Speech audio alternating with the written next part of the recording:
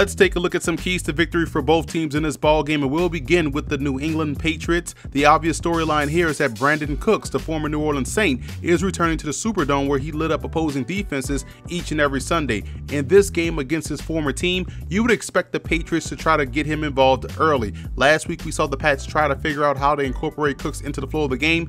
This week, expect them to have a clearly defined plan of attack for number 14.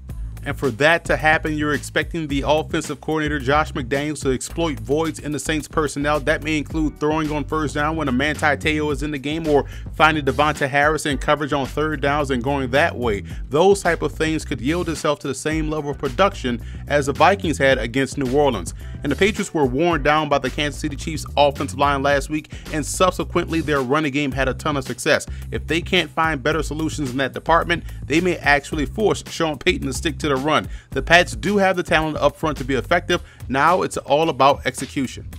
Moving on to the Saints in this ball game, head coach Sean Payton can't sacrifice production for the sake of forcing personnel groupings. If Peterson is rolling, keep feeding Peterson, and so on and so forth for the other backs. It's hard to get a 2-back system going, let alone a 3-back one. So 20 carries should go to the lead guy, and the other 10 to 15 should be split amongst the other two. The Saints can't allow themselves to get predictable by personnel once again this week.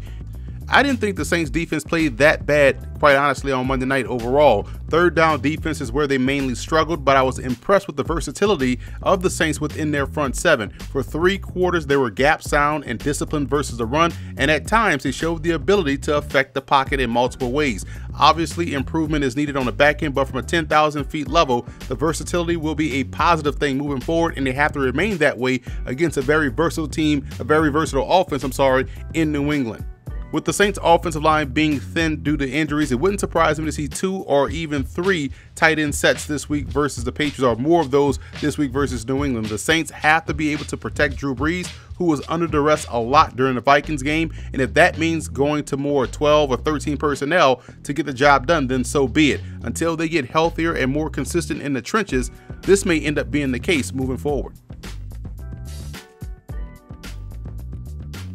The biggest X factor for the Patriots in this ball game will be the play of tight end Rob Gronkowski. I believe things changed a bit for him in that ball game against Kansas City when that touchdown got called back. I don't know if he hurt himself a little bit, because he did get up gingerly and wasn't the same the rest of the ball game. It's obvious that he's an instant mismatch problem for anyone that they face, so they're going to have to find ways to get him involved early and often, and hopefully finding the end zone against New Orleans. And for the Saints, the obvious X factor will be the play of their offensive line. Again, they're a thin group up front. They have a rookie starting at left tackle, and they were under duress all game long against the Minnesota Vikings. So if they can't pass protect, we know they won't try to run the football. This offensive line has to step up and bring their A game against New England.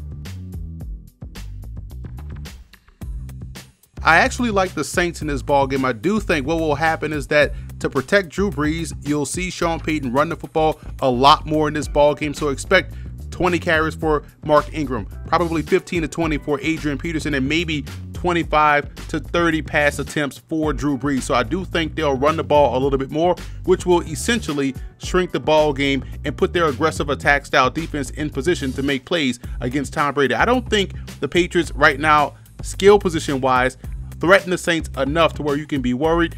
I don't think they're the Minnesota Vikings as far as what you saw out there on the perimeter. They do have Brandon Cooks, but they may or may not be without Danny Amendola, who left the game early with a concussion. So right now, you have Brandon Cooks, and you also have a guy in Rob Gronkowski. I think that's a lot easier to defend than if you had Amendola as well as a guy like Julian Edelman out there, in addition to Brandon Cooks and Rob Gronkowski. So I do think the Saints defense will look a lot better in this matchup against New England.